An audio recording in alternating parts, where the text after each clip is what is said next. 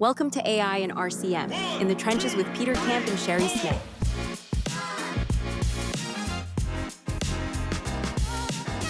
Welcome, everyone, to our second episode of AI in the Trenches. And I'm Sherry Smith, healthcare strategist and advisor. And I'm here with Peter Camp, CEO and founder of CampTek.ai AI. And we are both coming to you from Maine, as you can see in our backgrounds. And you can see I'm still wearing a long sleeve shirt. It's July.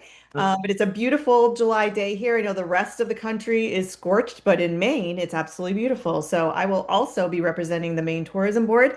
Come on up to Maine in July. It's nice and cool and beautiful. And you'll have a really good time with your families.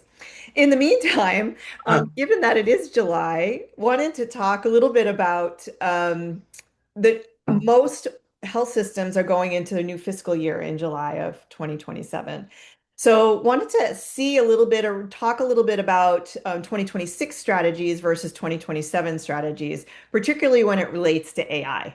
So what I like to say is that a lot of us are still on the hamster wheel where we have tried different things and it hasn't worked. So we just went back to the tried and true and gotten back on the hamster wheel, but still seeing the same results with denials and with prior auth, still losing people with attrition. The other folks that are still there are holding on to that tribal knowledge and really wanted to understand a little bit about maybe what it is that you can do a little bit differently with this new fiscal year, with the where we are. So, Peter, what does that actually mean to revenue cycle leader right now to you? Hi everyone, I'm in Portland, Maine. You could also come up and grab a lobster roll. Yeah, no, seriously.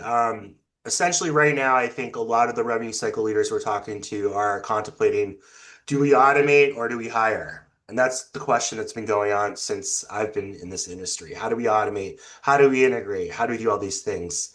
Um, in 2026, in your 2027 fiscal year, we're beyond that now. AI is really providing an alternative or actually an enhancement to that philosophy, where you can particularly use AI and automation and your people to really comprehensively solve the problem.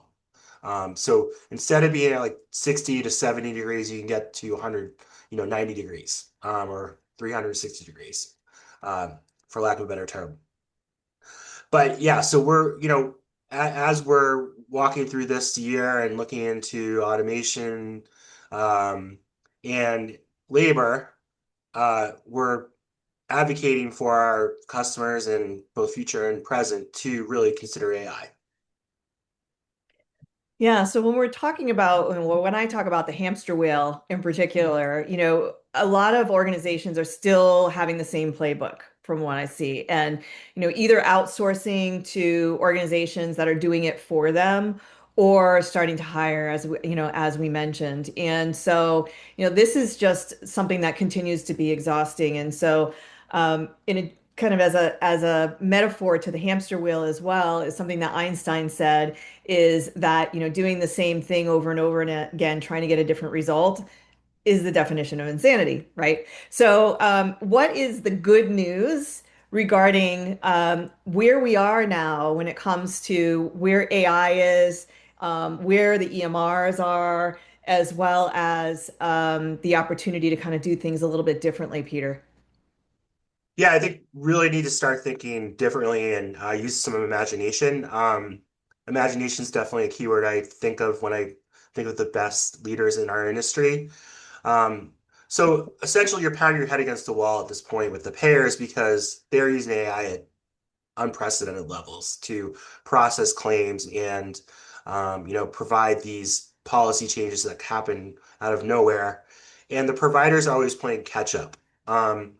So one of the things that we've been developing for the last few years is a AI coworker, that works alongside the human, but also starts to think like a payer, which is really exciting in that it can actually figure these things out. And we'll talk a little bit more about that later. Yeah, sure. That sounds really exciting. And what I know some organizations trying to get off of the hamster wheel have implemented automation and have seen results. Yeah, So that is definitely a start. I started with automation back in 2017, 2018 at Moffitt Cancer Center. We started, that work actually even before then, and they have seen also significant results. But there's still that delta where there's still about 60% of denials that are being left on the table that aren't even being worked. right, And additional, prior auths might need to be reworked, and those might also end up in being denials as well. And, with automation, it's really around if this, then this. And so right. when you get into those exceptions and what is really tribal knowledge to people, it's really right now, we have to rely on the people to do that work. And so, from your seat advising health systems, Peter, tell me a little bit about the CampTek AI solution where you're able to really take that tribal knowledge and make that not only effective like right away with little lift, but you can really tap into people's knowledge and help them work really top of skill set, top of license pretty quickly. Yeah, yeah. Kind of dovetailing what you were talking about, the rules-based automation. It is very, what we've done with rules-based automation is basically as far as we can take it at this point. And I think we've had some really great results. Uh, we're able to automate quite a bit of the revenue cycle, but really that last piece, which is probably the most valuable, really can't be accomplished with just straight automation. And you need AI, but not just an AI large language model, but actually a strategy around how you solve the problem. So what we've done is we created this AI coworker called Eli, which basically ingests all the data you possibly can think is relevant, 835, 837 data, contract data, any policy changes. But most importantly, what it's doing is as it's working with your staff, it's learning from your staff too. So you're capturing all that knowledge that they understand. They understand how to process these claims, and your best worker is being their knowledge is being captured. So then, when you bring on new people, they'll be up to speed on how to do this. So you're really, instead of creating spreadsheets and using Microsoft Teams to communicate with each other and endless emails and fragmented knowledge, you're really consolidating this and gaining organizational knowledge. Primarily because you're using your own data and you're capturing your own in-house tribal knowledge. And I will also say that one of the things that Eli does is it builds on itself. So as our customers are using it more and more, we're capturing the logic from them. So the entire engine is getting smarter and smarter. Um, Obviously, we're not passing data around. We're not doing anything like that. We're just gathering this logic, which is really important to help both the providers that are in certain markets, dealing with certain payers, and so on and so forth. That's really cool. I'm wondering, it almost sounds too good to be true when it comes to some other vendors that are really focused on like a fit for everyone when it comes to tasks and that kind of thing. What's interesting to this is that you're really taking that information and you're also comparing it to the other data like the CMS rules and everything else, Mhm. really combine the two to make it even that more impactful. I know some other challenges with this is you really need to get IT's buy-in because it's an IT lift. And this, from what I understand, is a pretty low lift and seeing results pretty quickly. Is that It, correct? it's completely true.